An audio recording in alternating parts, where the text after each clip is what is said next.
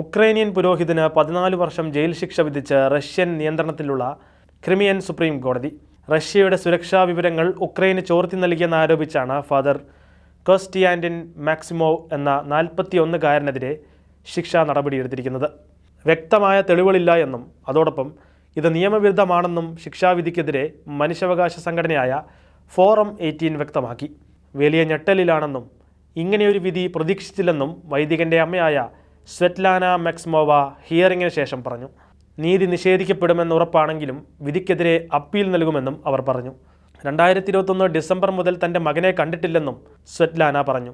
Russian അധിനിവേശ മേഖലയായ സപ്പോരിജിയയിലെ ടോക്മാക് നഗരത്തിലെ പരിശുദ്ധ അമ്മയുടെ നാമധേയത്തിലുള്ള ദേവാലയത്തിലായിരുന്നു ഫാദർ കോസ്റ്റ്യാൻറ്റിൻ ശുശ്രൂഷ ചെയ്തിരുന്നത്.